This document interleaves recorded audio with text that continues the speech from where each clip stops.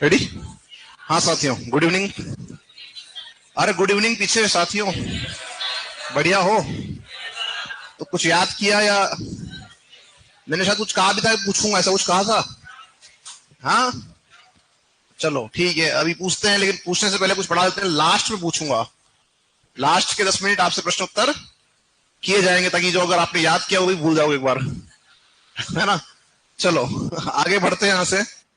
और टॉपिक चल रहा था अपना थार मरुस्थल। क्या चल रहा था? थार मरुस्थल में हमने मानचित्र बनाया था। क्या बनाया था? और हमने डाली थी हेडिंग के साथ वर्षा के आधार पर। किसके आधार पर? वर्षा के आधार पे जो हमारा जो मरुस्थल है उसका वर्गीकरण। ठीक है? हाँ बिल्कुल, साथी ऑनलाइन है उन सभी को भी गुड इवनिंग, राम राम, राधे राधे। हाँ बिल्कुल, आज जल्दी है, जो क्लास का टाइम टेबल आपको मिल चुका होगा कि क्लास किसकी कब रहेगी, है ना? चलिए, अभी जो हम बात कर रहे हैं वो बात कर रहे हैं वर्षा के आधार पर वर्गीकरण। किसके आधार पे? वर्षा के आधार पर वर्गीकरण। तो वर्षा के आधार पर जब हम बात करते हैं वर्गीकरण की, तो उसमें पहला जो नाम आएगा वो आएगा शुष्क मरुस्थल। क्या आएगा? शुष्क मरुस्थल। शुष्क मरुस्थल जो हम पढ़ते हैं, तो इसमें पहली बात क्या है? वर्षा। कि वर्षा के आधार पर बात करें तो वर्षा कितनी है यहाँ पे? वर्षा है 0 से 25 सेंटीमीटर। 0 से 25 सेंटीमीटर यहां पर वर्षा मिलती है।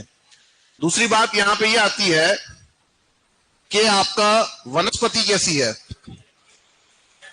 तो यहां पर वनस्पति है आपकी जीरोफाइट्स।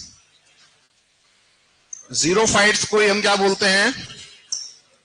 मरुद्भिद प्रकार की वनस्पति मिलती है।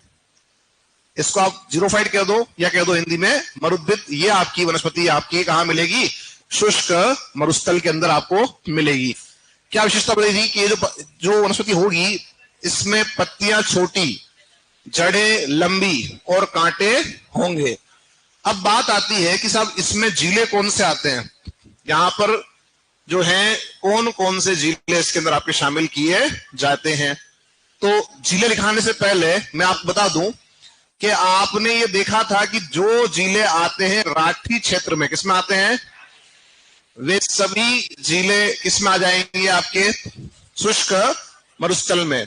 और हम पढ़कर आए थे कि राठी वह बेल्ट है पश्चिमी राजस्थान का जहां पे वर्षा 25 सेंटीमीटर से कम होती है। इसी क्षेत्र की कुछ विशेषताएं हमने लिखी थी।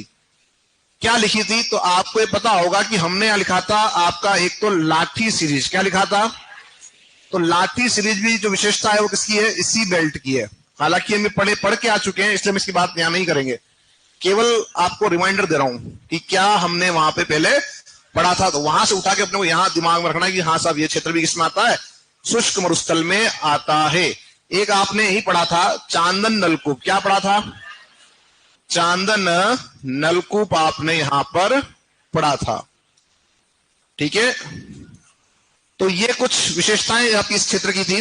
फिर हम चलते हैं नंबर 2 पर। जो नंबर 2 हमारा है वो क्या है? अर्ध शुष्क मरुस्थल। क्या है? जो अर्ध शुष्क मरुस्थल है उसकी जो विशेषता है उसकी हम बात अगर करते हैं, तो यहां पर भी वही बात है, वर्षा और वनस्पति और जीले।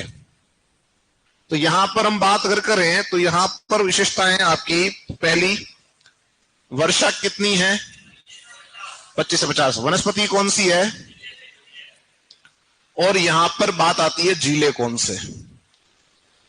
अब यहां पर हम जो है लिखने से पहले इसको देखें कि यहां पर जो है हम पढ़कर आए थे कि वर्षा जो है वो 25 से 50 है। इसके एक तरफ वर्षा रेखा थी 25 सेंटीमीटर की और एक तरफ था अरावली 50 सेंटीमीटर।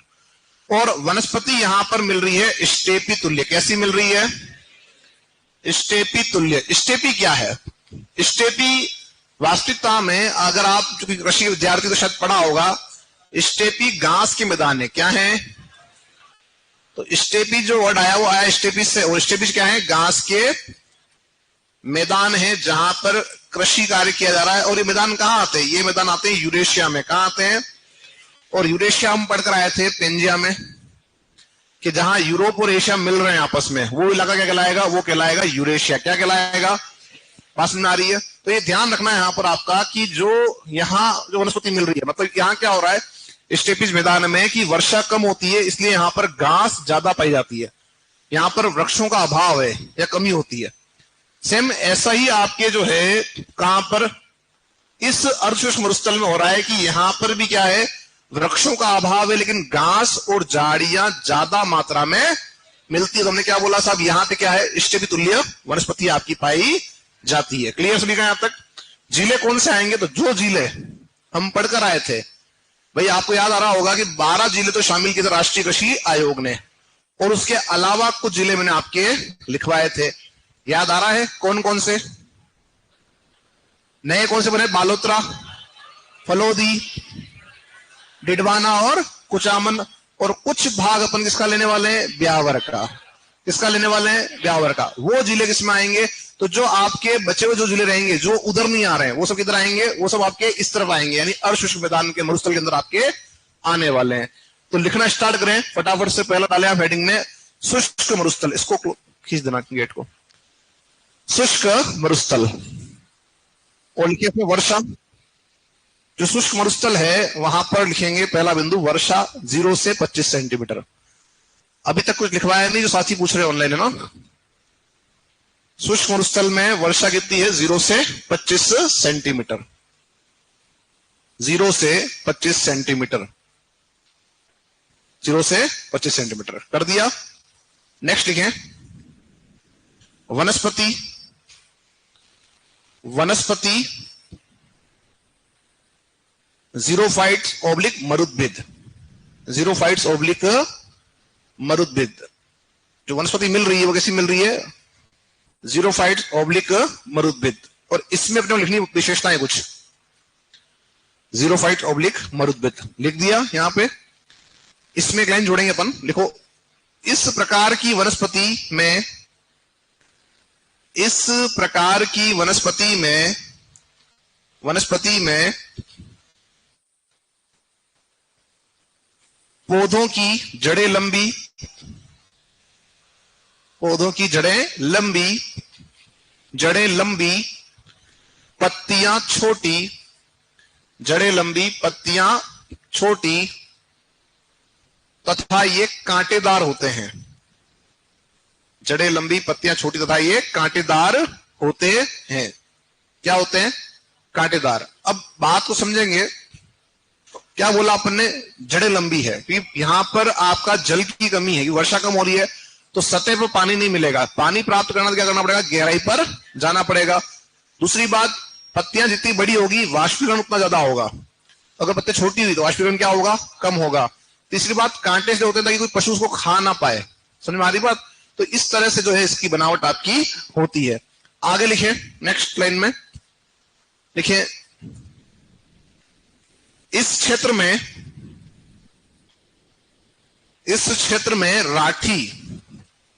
राठी क्षेत्र के सभी जिले आते हैं। राठी क्षेत्र के सभी जिले आते हैं। इस क्षेत्र में राठी क्षेत्र के सभी जिले आते हैं। सभी जिले आते हैं। कौन आता है? राठी क्षेत्र के सभी जिले आते हैं। अब राठी क्षेत्र जो था हमारा, उसके जिले कौन से थे याद है? बोलो। बीकानेर, गंगानगर, जैसलमेर, बाड़मेर, फलोदी, ये याद है? ये सब कहां आएंगे आपके? ये सभी आपके कहां आएंगे? राठी क्षेत्र में आएंगे। तो लिखने की आवश्यकता है क्या जिले?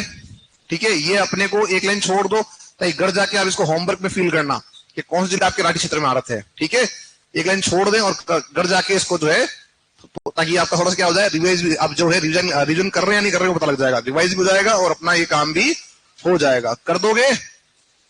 अरे हाँ या ना? मतलब कॉन्फिडेंस जो है वो थोड़ा सा लो ही दिखता है इस क्लास के अंदर। ऐसा क्यों? इसलिए हो रहा है कि हम कहीं ना कहीं सोच रहे हैं कि अभी तो एग्जाम दूर है। यही मानसिकता। अगर एग्जाम से 1 महीना पहले क्लास चले तो एकदम कैसे हो जाओगे? अलर्ट। हाँ या ना?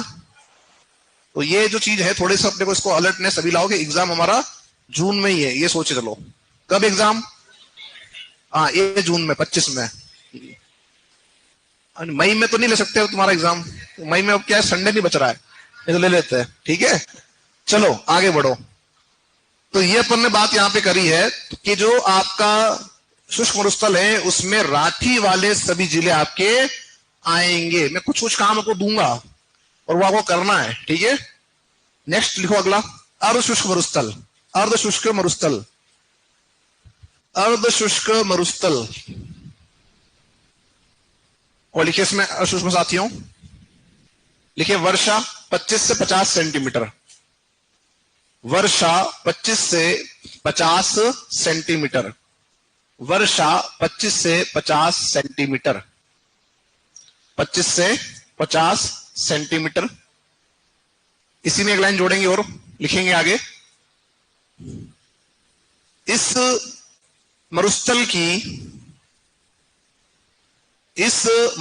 की पश्चिमी सीमा का निर्धारण, पश्चिमी सीमा का निर्धारण, पश्चिमी सीमा का निर्धारण 25 सेंटीमीटर समवर्षा रेखा, 25 सेंटीमीटर समवर्षा रेखा, समवर्षा रेखा तथा पूर्वी सीमा का निर्धारण, पूर्वी सीमा का निर्धारण 50 सेंटीमीटर, 50 सेंटीमीटर समवर्षा रेखा द्वारा, 50 सेंटीमीटर समवर्षा रेखा द्वारा, समवर्षा रेखा द्वारा अरावली, अरावली निर्धारित करता है, अरावली निर्धारित करता है, अरावली निर्धारित करता है, अरावली निर्धारित करता है।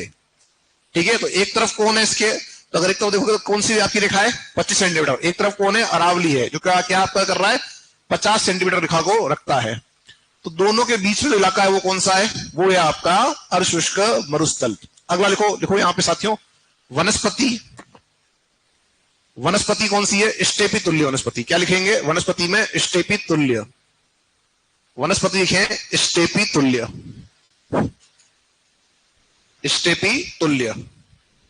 अब जो स्टेपी तुल्य वनस्पति है इसमें अपने को कुछ बात लिखनी है। देखो इस प्रकार की वनस्पति में, इस प्रकार की वनस्पति में, इस प्रकार की वनस्पति में, वनस्पति में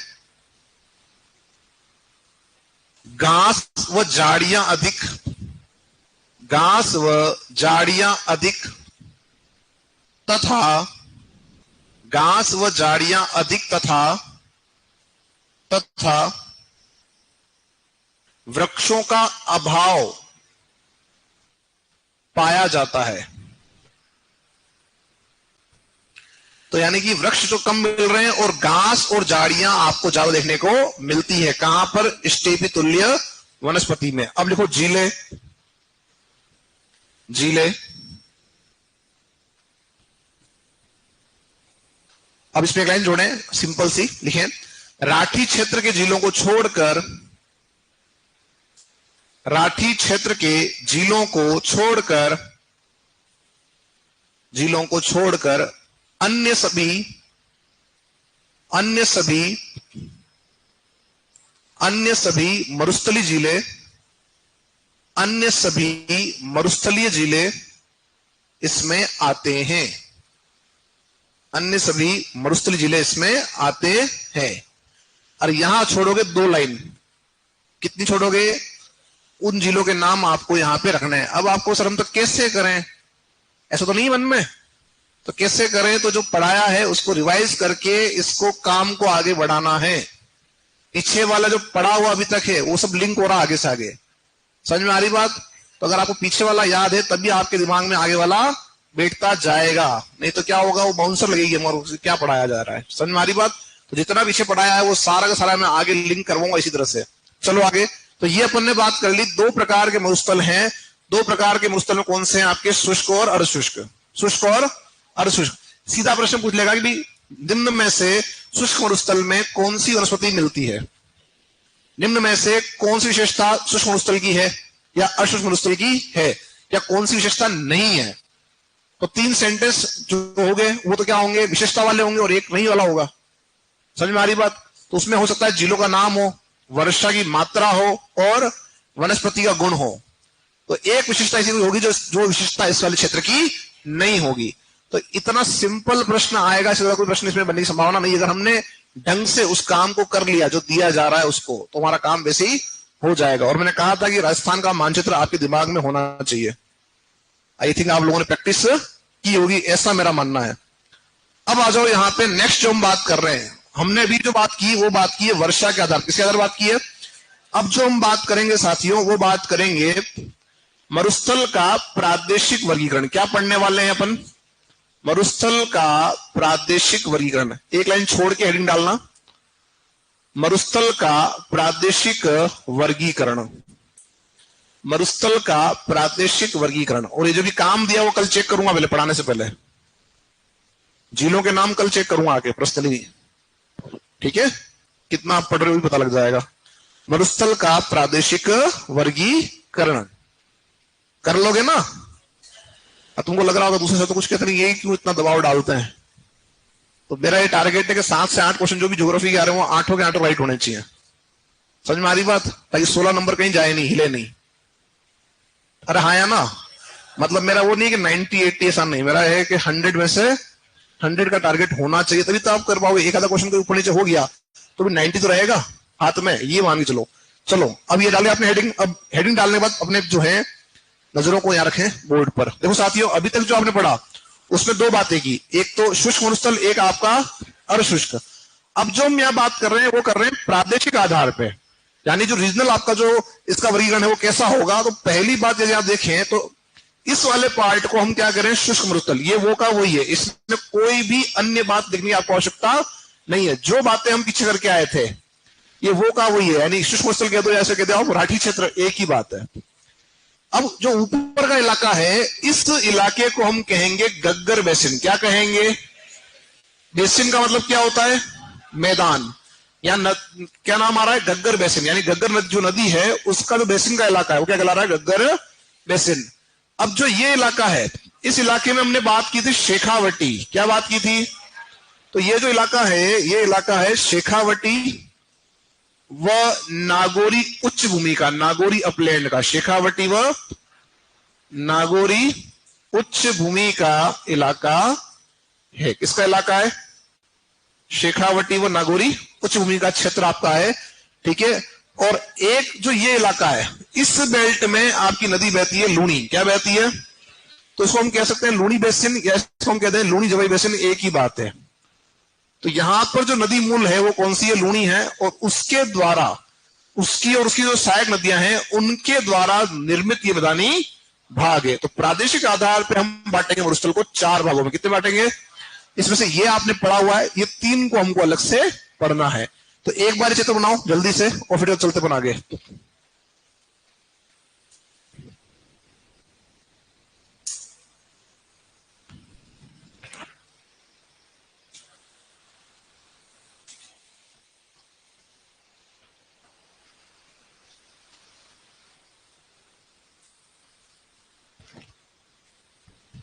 मानचित्र अगर याद नहीं तो याद करना साथियों। एक क्वेश्चन 3 नंबर का, एक साथी कह रहे हैं क्वेश्चन 3 नंबर का, वेरी गुड। 3 नंबर का है तो अपने R3 24 24 नंबर कम थोड़ा ना होते हैं।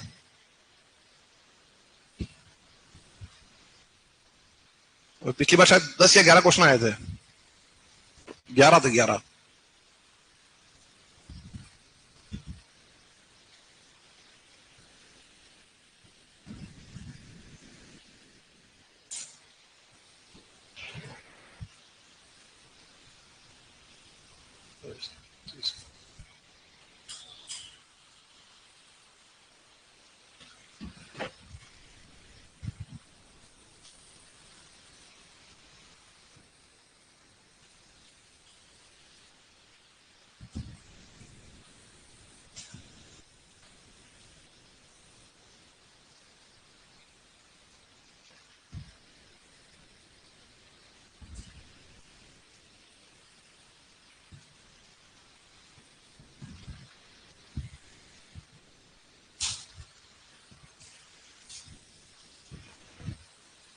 हो गया सबका?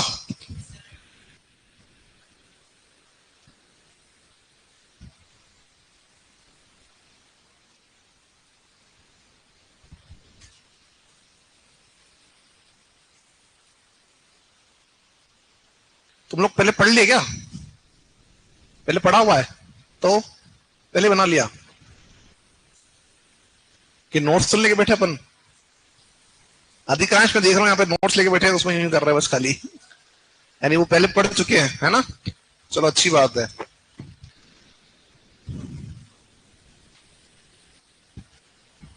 चले अपन इससे आगे, जल्दी करें। तू भी कुछ कह ही दे, अब कुछ कह ही दे, तू भी, तेरी कमी है। अकेले में? वाह, ऐसी क्या बात करेगा तू अकेले में? है कोई लेके तो है चॉकलेट, कुछ लाया कुछ खाने पीने का? जन्मदिन है सही में? अरे बस बस बस, अरे कौन है भावुक, इतना इतना इमोशनल कौन हो गया? चलो हो गया। अरे हो गया, किसका बाकी है अभी? सभी का हो गया ना? अब जब हम बात करेंगे यहाँ पे इन चार भागों की विशेषताएं लिखेंगे, तो नंबर 1 डालोगे आप शुष्क मरुस्थल, इसको पढ़ के आए हो पीछे, ठीक है? तो इसको अलग से वापस पढ़ने की आवश्यकता नहीं है। तो नंबर 1 डालो शुष्क मरुस्थल, शुष्क मरुस्थल, और इसमें कुछ लिखने की आपको आवश्यकता नहीं है क्योंकि हमने इसको पीछे पढ़ लिया है। और फिर भी लगता है कि सब हम यहाँ लिखे तो 4 पेन छोड़ दो, कर जाइए काम करना, ठीक है? अब आ जाओ नेक्स्ट जो लिखेंगे वो बात करेंगे गग्गर बेसिन। किसके बारे में बात करेंगे? गग्गर बेसिन। तो साथियों जो पहला बिंदु हमारा था वो तो था हमारा शुष्क मरुस्थल, हमने उसके अंदर पहली बात सारी लिख दी थी, तो हमको यहाँ पे कुछ भी लिखने की आवश्यकता नहीं है। तो यहाँ शुष्क मरुस्थल हमारा जो कि राठी बेल्ट है। नंबर 2 जो हमारा आ रहा है वो क्या आ रहा है? गग्गर बेसिन। अब गग्गर जो बेसिन है इसमें कुछ बातें अपने को लिखनी है। तो हम जानते हैं कि जो गग्गर बेसिन है ये गग्गर नदी द्वारा निर्मित मैदानी भाग है, जिसमें कौन आएगा? जिसमें आएंगे हनुमानगढ़ व गंगानगर, हनुमानगढ़ व श्रीगंगानगर। आप ये जानते हो कि इस बेल्ट में नहरों से सर्वाधिक सिंचाई होती है। किससे होती है? नहरों से सिंचाई के लिए आपका ये क्षेत्र प्रसिद्ध है, ठीक है? आप यह भी जानते हो कि इस क्षेत्र में जो सिंचाई आप कर रहे हो नहरों से, तो यहां पर एक समस्या उत्पन्न हो गई और उससे हम कहते हैं सेम की समस्या। क्या बोलते हैं? सेम की समस्या। तो सेम की जो समस्या है वो किस प्रकार की समस्या है? तो यह एक प्रकार से इकोसिस्टम को करती है प्रभावित। क्या करती है? इकोसिस्टम को प्रभावित करती है। मैं कह रहा हूं किस प्रकार की है, ठीक है? तो ये प्रश्न पूछा हुआ है कि जो सेम की समस्या है वो किस प्रकार की समस्या है। तो ये आपकी पारिस्थितिकी परिवर्तन एक तरह से हो रहा है। क्या हो रहा है? मतलब जो आपकी कृषि भूमि है वो जाके बदल रही है किसमें? दलदल में। तो उसका जो पूरा सिस्टम था इकोसिस्टम क्या हो जाएगा? बदल जाएगा, हाँ या ना? और इसमें होता क्या है कि जो जल की अधिकता के कारण क्या हो रहा है? यहाँ पे जो है दलदल का निर्माण आपका हो रहा है। अभी अपन नहीं पढ़ रहे मिट्टी, बाकी इसमें जो किसी समस्या जो है उसका समाधान के लिए क्या कर रहे हो, तो आप अगर उसमें पढ़ोगे सोइल साइंस के अंदर, तो वहां एक आएगा कि आप जो है एक योजना चला रहे हो। यहाँ पे योजना कौन सी है? इंडो डच जल निकासी योजना, जिसके अंदर आप क्या कर रहे हो? पेड़ लगा रहे हो सफेदा का, ठीक है? नेक्स्ट, यहां पर जो आपकी उपजाऊ भूमि है, जो उपजाऊ मिट्टी का क्षेत्र है, उसे क्या बोलते हो? उसे कहते हो काठी व बग्गी। क्या कहते हो? काठी व बग्गी के नाम से इसको जानते हो। तो आपसे सीधे पूछेगा कि राजस्थान में काठी व बग्गी क्या है, तो हम कहेंगे गग्गर बेसिन का उपजाऊ भूमि या उपजाऊ मिट्टी का क्षेत्र। और इसी बेल्ट में जो गग्गर बह रही है, हम आगे पढ़ेंगे नदी में, तो जो गग्गर नदी आपकी है इसका जो प्रवाह क्षेत्र है, ठीक है, उसे हम क्या बोलते हैं? यहाँ पे नाली। क्या बोलते हैं? नाली। तो नाली क्या? राजस्थान में गग्गर का प्रवाह क्षेत्र। लिखो साथियों इसमें अंदर, लिखो गग्गर बेसिन में यह गग्गर नदी द्वारा, यह गग्गर नदी द्वारा, गग्गर नदी द्वारा, नदी द्वारा निर्मित मैदानी भाग है। गग्गर नदी द्वारा निर्मित मैदानी भाग है, भाग है। इसमें हनुमानगढ़ व श्रीगंगानगर, इसमें हनुमानगढ़ व श्रीगंगानगर जिले आते हैं। इसमें हनुमानगढ़ व श्रीगंगानगर जिले आते हैं। इसमें हनुमानगढ़ व श्रीगंगानगर जिले आते हैं। इस भाग में, नेक्स्ट लाइन, इस भाग में नहरों द्वारा सर्वाधिक सिंचाई की जाती है। नहरों द्वारा सर्वाधिक सिंचाई की जाती है। क्या कर रहे हो यहां पे? नहरों से सिंचाई कर रहे हो। सर्वाधिक सिंचाई की जाती है।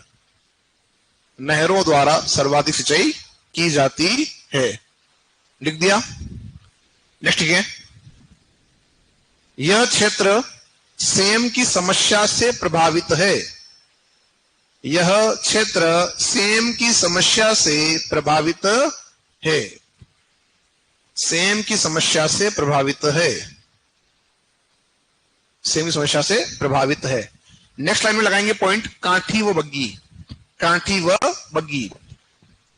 काठी व बग्गी।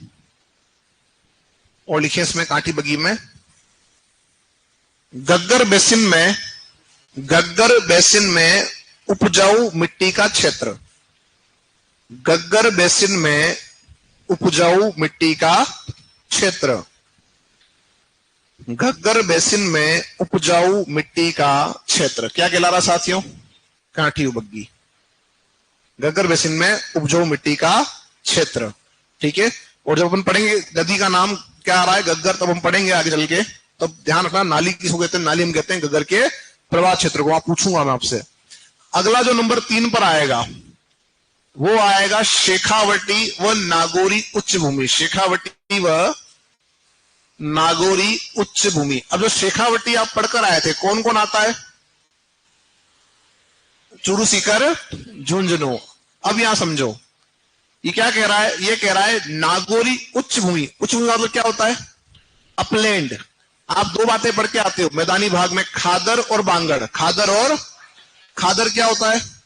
ऐसा इलाका जो क्या होता है? नीचा होता है, निम्न भूमि का क्षेत्र होता है, जहां प्रतिवर्ष नदियों का पानी या बाढ़ का पानी पहुंचता है और वहां मिट्टी की नई परत जमती है। लेकिन जो बांगड़ होता है वो ऊंचा भूभाग होता है, जहां पे बाढ़ का पानी नहीं पहुंच पाता और मिट्टी कैसे रहती है? पुरानी। कैसे रहती है? पुरानी रहती है। वो क्या कहलाएगी आपका? वो कहलाएगा बांगड़। तो यानी कि ये जो आपका इलाका है नागौरी उच्च भूमि का क्षेत्र और जो शेखावटी वाला इलाका है, ये एक तरह से हम कह सकते हैं बांगड़ का इलाका है। कौन सा इलाका है? ये ऊंचा इलाका है जहां पे बाढ़ का पानी नहीं पहुंचता और इसी वजह से यहाँ नदियों का अभाव है। किसका अभाव है? और दूसरी बात, यहीं पर आपका सर्वाधिक खारे पानी की झीलें आपको देखने के लिए मिलती है। तो शेखावटी जो आपका है इसमें कौन आएगा? इसमें हम पढ़ते हैं चूरू, सीकर और झुंझुनू को, ये हम पढ़कर आए थे। लेकिन जब हम बात करते हैं नागौरी उच्च भूमि की, तो नागौर तो इसमें आएगा। साथ में कौन आएगा? साथ में आ जाएगा इसी से बना हुआ एक जिला डिडवाना कुचामन। और आप ध्यान रखना, वर्तमान में सर्वाधिक खारे पानी की जो झीलें हैं वो डिडवाना कुचामन क्षेत्र में। भाई पहले कहां थी? नागौर में, लेकिन अब कहां शिफ्ट हो गई वो? तो मूल रूप से यही इलाका ऐसा है जो उच्च भूमि का इलाका है, ठीक है। इसका तो कुछ भाग नीचा है, लेकिन इसका अधिकांश जो पूरा भाग है कैसा है? ऊंचा ही है। तो लिखो साथियों इसके अंदर। नेक्स्ट, शेखावटी व नागौरी उच्च भूमि। शेखावटी व नागौरी उच्च भूमि और लिखें इसमें हम दोनों बातें लिखेंगे अलग अलग। देखो, शेखावटी में चूरू सीकर झुंझुनू,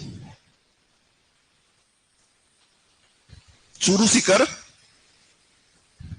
झुंझुनू का क्षेत्र आता है। चूरू सीकर झुंझुनू का क्षेत्र आता है।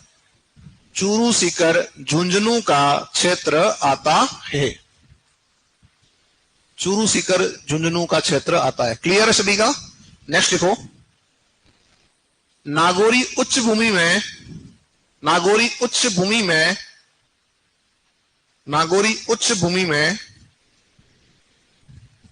नागौर व डिडवाना कुचामन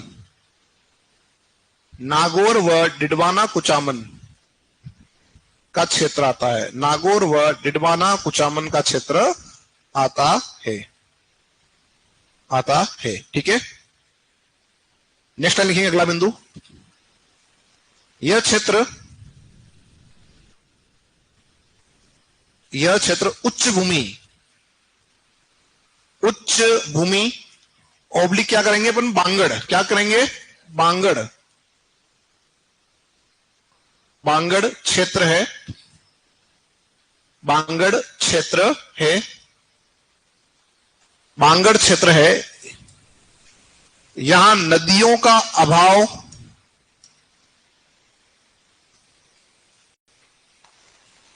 यहां नदियों का अभाव पाया जाता है, नदियों का अभाव पाया जाता है तथा खारे पानी की झीलें, तथा खारे पानी की झीलें अधिकता से मिलती है, खारे पानी की झीलें अधिकता से मिलती है। नदियों का अभाव है और खारे पानी की जो झीलें हैं वो अधिक हैं। बात समझ में आ रही है? कंप्लीट सभी का यहां तक? चले, लास्ट जो हमारा बिंदु है वो क्या रहेगा, लूणी जवाई बेसिन। क्या रहेगा, लूणी जवाई बेसिन। तो जो आपकी नदी इस पूरे मरुस्थल में जो सबसे बड़ी सबसे लंबी नदी है वो कौन सी है, लूणी नदी आपकी है, और जवाई उसकी सहायक नदी है। तो यहां पर एक बात ध्यान रखना कि इस मैदानी भाग का निर्माण लूणी और लूणी की सहायक नदियों ने किया है, और लूणी की जो सबसे बड़ी सहायक नदी है उसका नाम है जवाई। क्या नाम है? अब इसमें ध्यान रखना कि जिले कौन से आएंगे, जिले इसमें कौन से आपके आएंगे। तो बहुत सिंपल सी बात रखना कि जो लूणी का जो प्रवाह क्षेत्र जो पहले था उसके लिए हम एक छोटी सी बात लिखते थे यहां पर, जब जपना, है ना, बहुत सिंपल सा था। बट अब इसको उतारना नहीं है क्योंकि इसमें चेंजेस हुए हैं। कुछ साथी क्या करते हैं, धनाधन में लिख रहा हूं, उतार जा रहे हैं। उतारने के लिए थोड़ा सा रुका करो, है ना, मेरी नजर सबके ऊपर ध्यान रखना। यहां पर आपका जो ए है, ए में ध्यान रखना कि जो आपकी नदी, क्या नाम है, नदी का नाम क्या आपने, लूणी, इसका उद्गम कहां से हो रहा है, अजमेर से। तो इसमें आपका अजमेर से इसमें उद्गम होता है, सुनना बात को एक बार। फिर कहां जाती है, नागौर जा रही थी, सुनना, पहले पुराने हिसाब से बात कर रहे हैं। फिर आपकी पाली, फिर आपकी जोधपुर, कहां पर, जोधपुर, फिर आपके बाड़मेर, और अंत में जालोर। तो ये पहले के अकॉर्डिंग, किसके अकॉर्डिंग, पुराने के अकॉर्डिंग तो ये सिस्टम था और हमको आसानी से समझ में आ रहा था। अब क्या हुआ यहां पर कि सब अजमेर तो यहां से आपका हट जाएगा। जब ये अजमेर यहां से हट जाएगा तो ये ट्रिक किसी काम की बाकी नहीं रहेगी, लेकिन हाँ हमारे ध्यान में रहेगा कि सब जब जपना से हमारा काम हो रहा था। तो जो लास्ट का एन ए था हम उसे पढ़ेंगे नागौर। क्या पढ़ेंगे, नागौर पढ़ लेंगे। अब समझो, यहां पर आपका जो है हमने एक जिला ऐड किया है यहां पर, नया ब्यावर। ब्यावर को लिखने की वजह यह है कि ब्यावर में कुछ हिस्सा कहां गया, कुछ हिस्सा किसका था, पाली का था। किसका था, पाली का था। और वर्तमान के अंदर जो पाली है उसमें आपकी गग्गर सॉरी आपकी जो नदी है लूणी वो नहीं जाती, लेकिन लूणी की जो सहायक नदियां हैं वहां से वो निकलती ज्यादा है। लूणी जो है वर्तमान के पाली की सीमा में प्रवेश नहीं कर रही है क्योंकि इसका कुछ भाग कहां दे दिया आपने, ब्यावर में, और ये वो वाला भाग है जहां से नदी बहते हुए जाती थी। तो अब यहां पर ध्यान रखना कि ये क्षेत्र बेसिन में तो आएगा, किसमें आएगा, क्योंकि यहां से आपकी जवाई निकल रही है तो बेसिन में तो ये आपका आएगा ही आएगा। अब इसमें और क्या ऐड होगा, ब्यावर आ गया, यहां पर दक्षिणी नागौर, नागौर कौन सा, क्योंकि इसी भाग में आपकी जो है कौन बहती है, लूणी। उसके बाद में हम यहां चलते हैं, इसी का एक पार्ट और है डिडवाना। कौन है, डिडवाना। लेकिन डिडवाना को यहां पर हम जो है शामिल क्यों नहीं कर रहे हैं, तो शामिल नहीं करने का रीजन इतना सा है, इस बात का ध्यान रखना कि इस क्षेत्र में अभी हम पढ़कर आए थे नदियों का अभाव है। जो नदी लूणी है वो केवल और केवल आपके जो है कहां पर, दक्षिण नागौर के अंदर ही आपकी जा रही है, और यहीं से एक नदी आ रही है जिसका नाम हम पढ़ेंगे जोजड़ी, आगे आएगा वो नदियों में, ठीक है। तो इस वजह से आपका केवल कौन आएगा इसमें, सुनना बात को, कौन आएगा केवल, इसमें डिडवाना आएगा क्या, नहीं आएगा। अब पाली इसमें आ रहा है क्योंकि पाली पूरे बेसिन में आएगा, ठीक है। जोधपुर आपका इसमें आ रहा है, जोधपुर आपका इसमें आ रहा है, कौन सा वाला, पूर्वी वाला, कि जो पश्चिमी है वो तो कहां जा रहा है, वो जा रहा है आपके शुष्क मरुस्थल में। इसके बाद में बाड़मेर इसमें आपका आ रहा है, और बाड़मेर का ही एक साथी है बालोतरा। कौन है, बालोत्रा, वो इसके अंदर आपका आ रहा है। और जालोर तो हम जान ही रहे, तो इसमें कोई दिक्कत वाली बात नहीं है। तो ये केवल एक समझाने के लिए अपने इसको बनाया था कि हाँ सब कहां से कहां आपका जुड़ रहा है। तो यहां पर जिले कौन कौन से आएंगे ये आप अच्छे से समझ चुके हैं, हाँ या ना? कौन कौन से आएंगे बोलना तो एक बार। ब्यावर से स्टार्ट करें, दक्षिण नागौर जाएंगे, पाली जाएंगे, पूर्वी जोधपुर जाएंगे, उसके बाद बाड़मेर है, आपको बालोतरा है, फिर बाड़मेर है, और फिर आपका जालोर है। तो ये सब जिले कहां आएंगे? आपके लूणी जवाई बेसिन में आएंगे। तो इसमें अब नेक्स्ट हम बात करें तो ये जो आपका बेल्ट है, इस बेल्ट में अगर हम बात करें तो इसमें विशेषता ये कि पूरे मरुस्थल में सर्वाधिक नदियां किस क्षेत्र में मिल रही है? इसी बेल्ट में। और एक आपका सर्वाधिक वनस्पति कहां मिल रही है? इसी बेल्ट में। और वर्षा भी कहां मिल रही है?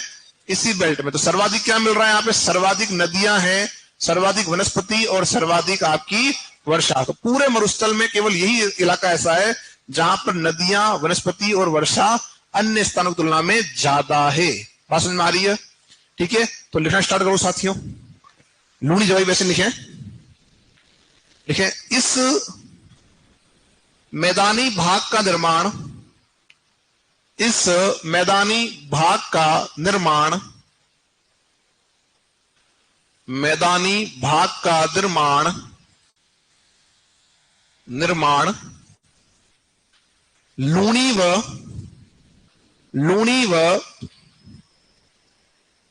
लूणी व उसकी सहायक नदियों के द्वारा हुआ है। लूणी व उसकी सहायक नदियों के द्वारा हुआ है। लूणी व उसकी सहायक नदियों के द्वारा हुआ है। नेक्स्ट है यह भाग मरुस्थल में सर्वाधिक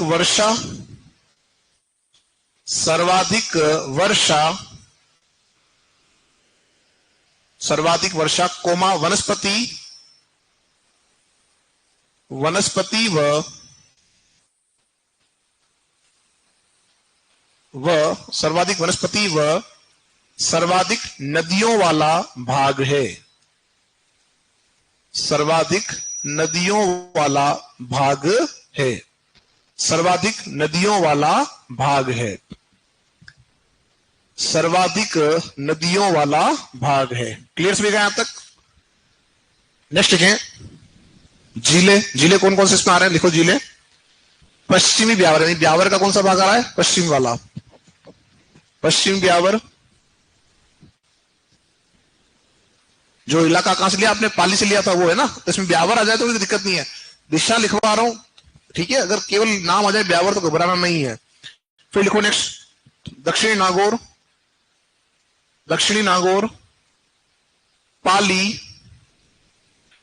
पाली, पूर्वी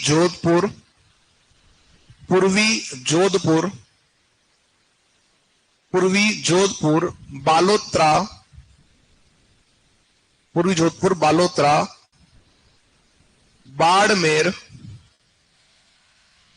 व जालोर। तो ब्यावर आ गया, नागौर आ गया, पाली आ गया, जोधपुर आपका आ गया, बाड़मेर आ गया, बालोत्रा आ गया और जालोर। ये जिले किसमें आ रहे हैं आपके? ये आ रहे हैं लूणी जवाई बेसिन में। तो ये अपन ने जो पढ़ा है, ये पढ़ा है मरुस्थल का कौन सा वर्गीकरण? प्रादेशिक वर्गीकरण। अब डालो आप हेडिंग में चट्टानी आधार पर मरुस्थल। चट्टानी आधार पर मरुस्थल। चट्टानी आधार पर हम मरुस्थल को कितने भागों में बांट सकते हैं उसकी बात करते हैं। चट्टानी आधार पर मरुस्थल। तो हम बात जब करते हैं चट्टानी आधार मरुस्थल की, तो साथ ही ध्यान रखना यहां पे कि मरुस्थल जो है उसमें जो पहला भाग हमारा आएगा वो आएगा हम्माद ओब्लिक हम्मादा मरुस्थल। क्या आएगा पहला भाग? हम्माद ओब्लिक हम्मादा मरुस्थल। बात को समझना कि जो हम्माद या हम्मादा मरुस्थल आपका है, इसका जो विस्तार आपको दिया जाएगा वो कहां दिया जाएगा? तो एक स्थान आप पढ़कर आए हो पोकरण। क्या पढ़कर आए हो? पोकरण कहां आता है? एक स्थान आपका है बालोत्रा। कौन सा स्थान है? और एक स्थान आता है आपका फलोदी। कौन सा स्थान है? फलोदी। ये तीन स्थानों की अगर हम बात करें तो ये तीन स्थानों में इसका विस्तार आपको देखने को मिल जाएगा। इनके बीच में, किनके बीच में? इन तीन स्थानों के बीच में एक हम कह सकते हैं त्रिभुजाकार स्थिति में आपका जो है हम्माद मरुस्थल फैला है। पहली बात तो हम्माद मरुस्थल क्या है? तो हम्माद मरुस्थल जो है ये आपका पथरीला मरुस्थल है। कैसा मरुस्थल है? तो ये आपका जो है चट्टानी व पथरीला मरुस्थल। कैसा है? चट्टानी व पथरीला मरुस्थल। कहां फैला हुआ है? तो मैंने आपको बता दिया कि यहां पर पोकर्ण आपका है, बालोत्रा है और एक आपका फलोदी। इनके मध्य में यह आपको देखने को मिलेगा। अब बात यह आ रही है कि साहब ये मरुस्थल चट्टानी है, पथरीला है, तो क्या यहां पर बालू का स्तूप देखने को मिलेंगे या नहीं मिलेंगे?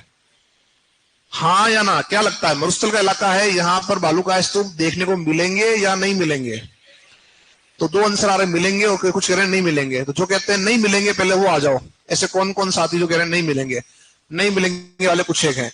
जो कहते हैं मिलेंगे वे कौन कौन है? वे थोड़े से ज्यादा हैं और बाकी निर्दलीय है कि मिले तो ठीक, नहीं मिले तो ठीक। बालू का स्तूप की बात जब आप करते हो तो क्या कह रहे हो? बालू का स्तूप यानी रेत। बालू मतलब क्या होता है? रेत, और स्तूप मतलब टीला, यानी रेत का टीला।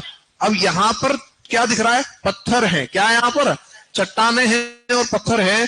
तो यहां पर कहां से बालू आएगी? बालू नहीं है। जब बालू नहीं है तो बालू का स्तूप भी नहीं होगा। बात में आ रही है? यहां पर आपका जो है चट्टान और पत्थर ज्यादा है, बालू नहीं है, इसलिए बालू का स्तूप नहीं होंगे। इसी वजह से हम इस भाग को कहते हैं क्या? इस भाग को हम कहते हैं बालू का स्तूप मुक्त प्रदेश। क्या बोलते हैं?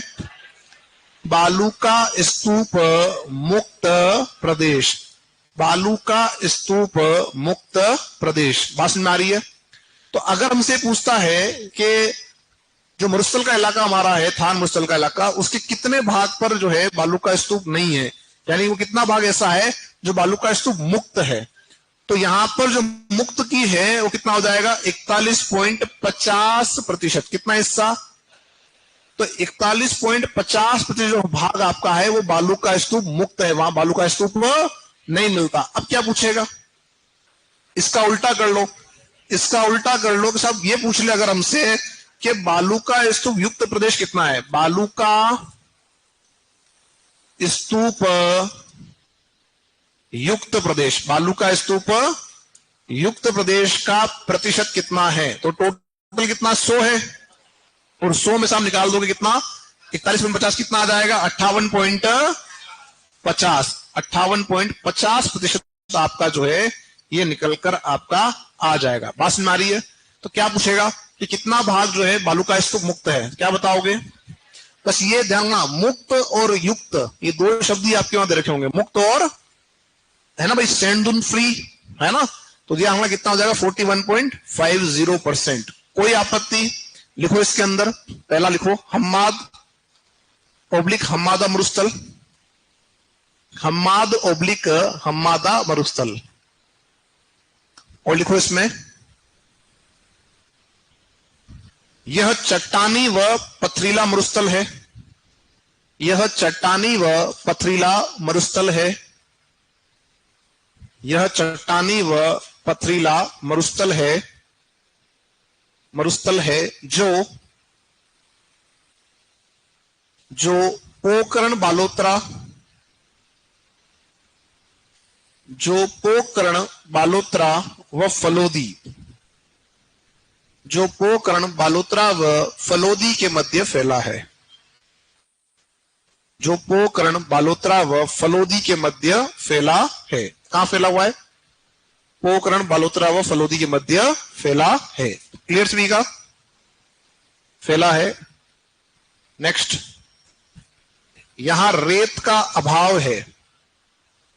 यहां रेत का अभाव है। रेत मतलब बालू का अभाव है। इसलिए यहां बालू का स्तूप नहीं मिलते, इसलिए यहां बालू का स्तूप नहीं मिलते। और इस चित्र को बनाओ और ये दोनों बातें आप जो है लिखेंगे, ये दोनों बातें अलग अलग है। तो चित्र के साथ में पहले ये वाली बात जोड़ोगे, फिर अलग से इसको लिखोगे।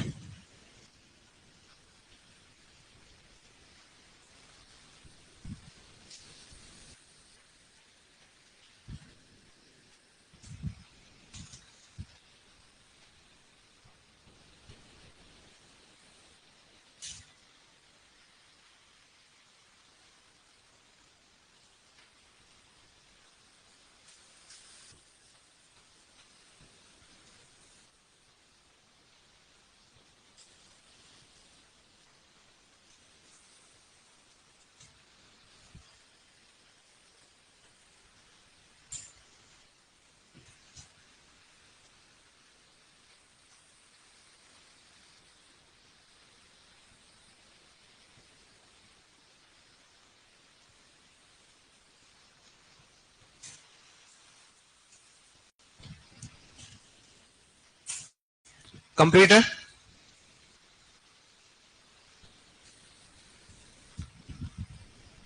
किसका बाकी है? जल्दी करें।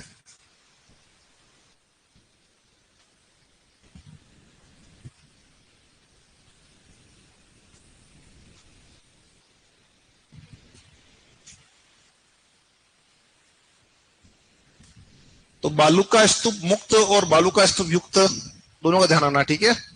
इन तीन इलाकों को छोड़ के जितना पूरा मरुस्थल है उनमें क्या मिल रहा है? बालू का स्तूप मिल रहा है। कोई ना कोई प्रकार का बालू का स्तूप वहां पे मिल जाएगा, लेकिन इन तीनों में कोई भी बालू का स्तूप आपका नहीं मिलता है।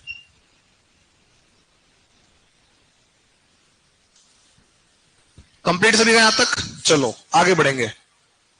हम्माद जो मरुस्थल है वो कैसा है? पथरीला है। कैसा है? जो नंबर 2 मरुस्थल हमारा है वो है इर्ग मरुस्थल। क्या है? इर्ग मरुस्थल। इसे इर्ग को क्या लिख देते हैं? कई बार इग लिख देते हैं, तो इर्ग ऑब्लिक इग मरुस्थल। वहां पर पत्थर थे तो वहां पर क्या था? बालू का स्तूप नहीं बन रहे थे। जबकि ये जो आपका बालू का स्तूप है, यह आपका ये जो मरुस्थल आपका, ये ध्यान रखना, ये संपूर्ण रेतीला मरुस्थल है। कैसा है? यह संपूर्ण रेतीला मरुस्थल है। अब मुझे बताओ, क्या यहां पर बालू का स्तूप बनेंगे? बनेंगे, और सबसे ऊंचे ही बनेंगे। बनेंगे भी सही, और ज्यादा रेत क्या होगा? ऊंचाई भी क्या होगी उनकी? ज्यादा होगी। तो ये जो आपके मरुस्थल फैला हुआ है, ये मूलतः मिलता है पश्चिमी जैसलमेर में। कहां मिलता है?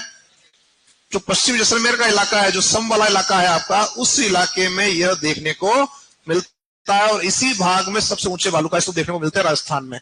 लिखो साथियों, इर्ग ऑब्लिक इग मरुस्थल, इर्ग ऑब्लिक इर्ग मरुस्थल, इर्ग ऑब्लिक इग मरुस्थल। और लिखें, यह संपूर्ण रेतीला मरुस्थल है। यह संपूर्ण रेतीला मरुस्थल है। यह संपूर्ण रेतीला मरुस्थल है जो पश्चिमी जैसलमेर में देखने को मिलता है। जो पश्चिमी जैसलमेर में देखने को मिलता है। जो पश्चिमी जैसलमेर में देखने को मिलता है। कौन सा भैया? इर्ग या इग मरुस्थल से हम कह रहे हैं,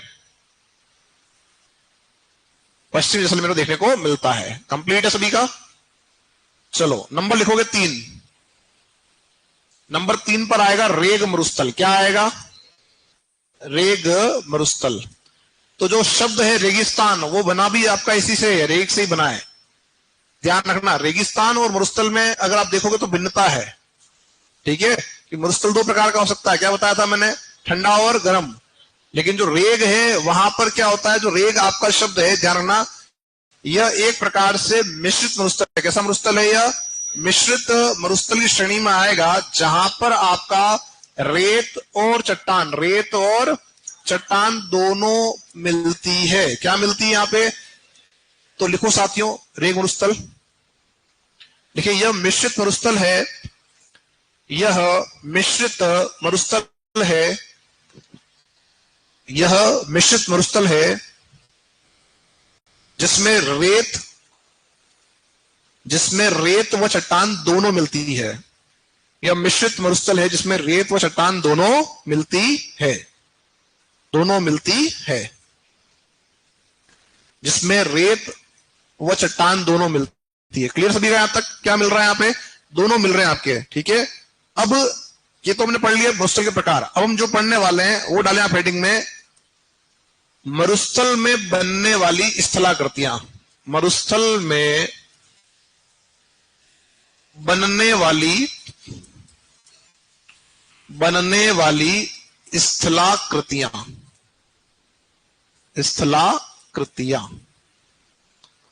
स्थलाकृतियां क्या है? लैंडफॉर्म से, यानी जो स्थल में बनने वाली जो आकृति है उसे हम क्या बोल रहे हैं? स्थलाकृति। जैसे हम कह रहे हैं सब ये पर्वत है, ये पठार है, ये मैदान है, तो कैसे पता लग रहा है? उनकी जो शेप है, उनका जो आकार है, उसके आधार पे, हाँ या ना। तो वैसे ही मरुस्थल में भी अनेक जो आपकी जो है स्थलाकृतियां बनती है, उनमें से जो मुख्य स्थलाकृतियां आपके एग्जाम में पूछी जाती है वो अपन यहाँ पर पढ़ने वाले हैं। पर पहली बात ये आती है कि स्थलाकृतियां बनती कैसे है। तो कोई भी जब स्थलाकृतियां बनेगी तो उनके पीछे निर्माण कार्य आपका चलेगा। और निर्माण कार्य क्या है, किसके आधार पर आपकी स्थलाकृतियां बनती है? तो यहां पर कुछ आपके विशेष कार्य होते हैं। एक तो होता है अपर्दन, सुना है आप लोगों ने? अपर्दन यानी इरोजन जो आपका होगा तो उससे भी स्थलाकृतियां बनेगी। और एक होगा निक्षेपण, डिपॉजिट, उससे भी स्थलाकृतियां बनेगी। यदि जो आकृतियां आपकी बन रही है अपर्दन के कारण, या जो आकृतियां बन रही है निक्षेपण के कारण, एक तो उनकी जो विशेषताएं है वो अलग अलग होगी, और दूसरी जो बात यहां पर यह है कि जो आकृतियां बनेगी अपर्दन से, वे कहलाएगी अपर्दनात्मक स्थलाकृतियां। क्या कहलाएगी? अपर्दनात्मक स्थलाकृतियां, जो कटाव से बन रही है। और एक आपका जो निक्षेपण से बन रही है, यानी जमाव से बन रही है, वो कहलाएगी आपका निक्षेपणात्मक स्थलाकृतियां। निक्षेपणात्मक स्थलाकृतियां। अब बात समझना कि कैसे अपर्दन और कैसे निक्षेपण। अपर्दन को समझें। हम जानते हैं कि अपर्दन होता है कटाव। क्या होता है? कटाव या इरोजन। क्या होता है अपर्दन का मतलब? कटाव या इरोजन।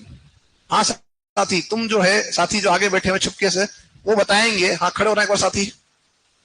हाँ साथी जो एनक वाले उनके पड़ोसी। हाँ हाँ दोस्त तुम, हाँ तुमसे कह रहा हूं, खड़े हो जाओ एक बार दोस्त फटाफट से। हाँ तुम मुझे बताओगे पिडमांट क्या है?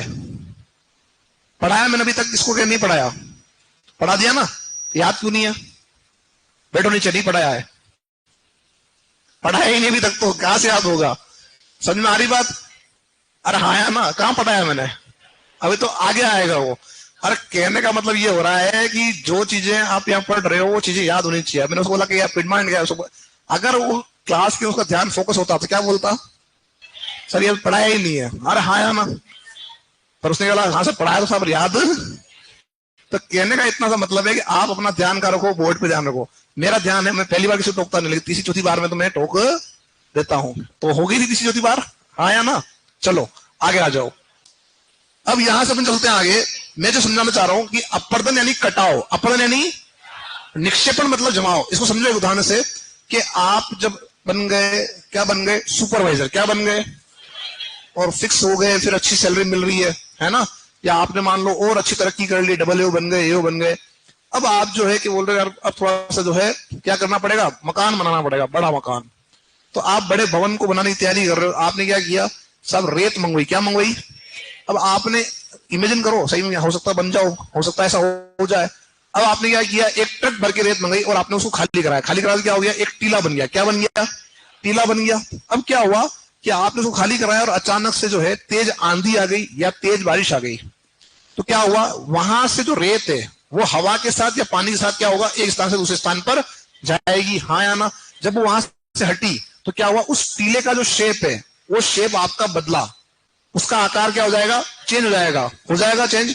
वो जो आकार चेंज हुआ वो किससे हुआ? कटाव से। किससे हुआ? तो जो आकृति नहीं बनी उससे हम कहेंगे अपर्दनात्मक स्थलाकृति, क्योंकि वो अपर्दन से बनी है। बात समझ आ रही है? और दूसरी बात, जो वहां से रेत आपकी उठ के इधर आई, या तो उड़ के आई या बह के आई और यहां आकर जमी, तो जहां वो जमी वहां पर पहले रेत नहीं थी, लेकिन अब क्या हुआ? वहां पर रेत आपकी बिछ गई और एक नई स्थलाकृति का निर्माण आपका हुआ। वो कैसे हुआ? वो हुआ निक्षेपण से, जमाव से। क्या कहलाएगा वो? निक्षेपणात्मक शिलागति। तो मरुस्थल में भी ऐसी ही घटनाक्रम होता है, एक तरफ अपर्दन होता है और एक तरफ आपका निक्षेपण होता है, और दोनों से शिलागतें बनती है। अब बात यह आ रही है कि मरुस्थल में अपर्दन करेगा कौन? कौन करेगी? हवा या पवन? अच्छा, हवा और पवन एक ही है कि अलग अलग है? अलग अलग है, एक ही है, अलग अलग है। दोनों बातें आ रही है, पवन और हवा एक ही है और पवन और हवा अलग अलग है। जो एक ही वाले वे कौन कौन? वे सामने आ जाए। जो कहते हैं पवन और हवा एक ही बात है, 4 5 7 8 हाथ खड़े हुए हैं। और जो कहते हैं सब अलग अलग है, वे कौन कौन? अलग अलग वाले भी थोड़े से दो, एक दो ज्यादा है, बाकी निर्दलीय है। हिंदी पढ़ोगे तो एक ही है, हिंदी में पढ़ोगे तो वो पर्यायवाची है, लेकिन ज्योग्राफी जब पढ़ोगे तो आपका अंतर है। क्या अंतर है? आपका जो अंतर है वो है दिशा के आधार पर। किसके आधार पर? जो पवन है वो पवन गति करती है क्षैतिज, या तो इधर या आपका इधर, और ये डिपेंड करती है आपके हाई प्रेशर और लो प्रेशर पर। और जब हम पढ़ेंगे जलवायु तो भी आएगा। और जो आपकी वायु है, जैसे हम हवा कह रहे हैं, या तो जाएगी ऊपर या जाएगी नीचे, ये गति कहलाती है क्षैतिज और ये गति कहलाती है ऊर्ध्वाधर। और ये डिपेंड करती है वायु के गर्म होने या ठंडे होने पर। बात सुना रही है? तो दिशा के आधार पर आप क्या कह रहे हो कि ये अलग अलग है। लेकिन जब आप अपर्दन की बात करते हो तो मूल अपर्दन जो है उसमें योगदान किसका है? पवन का है। लेकिन इसका भी योगदान रहता है, ऐसा नहीं इसका योगदान रहता है, तो दोनों का योगदान रहता है, लेकिन मूल रूप से कौन रहता है योगदान? आपका पवन। ठीक है, अब ये ध्यान रखना कि हम ये कह रहे हैं कि यहां से अपर्दन हुआ और यहां पर निक्षेपण हुआ, तो इनके बीच में भी तो एक काम हो रहा है भाई। यहां से अपर्दन हो रहा है और निक्षेपण हो रहा है, तो बीच में क्या काम हो रहा है? बीच में एक गतिविधि हो रही है जिसे हम कह रहे हैं परिवहन। क्या कह रहे हैं? तो परिवहन नाम की गतिविधि यहां पर आपकी हो रही है कि हवा जो है या जो पवन आपकी है वो रेत को उड़ा के यहां से यहां ले जा रही है, तो उस गतिविधि क्या कह रहे हैं अपन? उसको हम कह रहे हैं परिवहन। और ये जो परिवहन का कार्य है कौन करेगी? हम कह रहे हैं सब पवन करेगी, है ना? पवन करेगी। तो पवन और आपका वायु, ये कौन करेगा? ये करेगा। ठीक है, बात समझ में आ रही है? कोई आपत्ति किसी की? समझ में आ गया? अब आप जो है पहले इसको उतारें, फिर अपन चलते हैं एक एक करके बात करते हैं कौन सी आकृतियां कहां बनेगी, कैसे बनेगी। समय भी हो गया आपका, क्या बात है, टाइम। इसको आप उतार लें एक बार, ऐसा कर सही।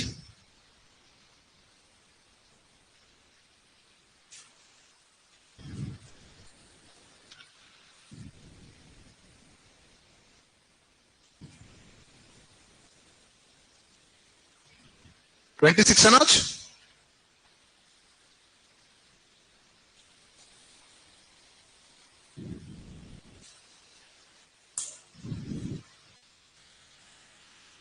एक साथी कह रहा है सर एक शायरी बोलना, सीखनी पड़ेगी यार, मेरे सिलेबस में नहीं आती शायरी। हाँ, ये अपने आउट ऑफ सिलेबस, ये अपने में नहीं आती है। और एग्जाम के अंदर शायरी आती है क्या? तो फिर इस मंच से खड़े होकर शायरी बोलने का कोई तात्पर्य नहीं है। खाली आपको अगर खाली खुश करना है मन से, अरे वाह सर क्या क्या सर हैं, तो वो ठीक है। एग्जाम में अगर आ रही हो तो मैं कल याद करके आऊं। एक अरावली थी, एक चंबल थी एक लूनी, है गदगड़ चली पाकिस्तान, ऐसे कुछ बना लेंगे अपन भी। क्या है, दो चार लाइनें। चलो इसके बाद अपन कल बात करेंगे, ठीक है।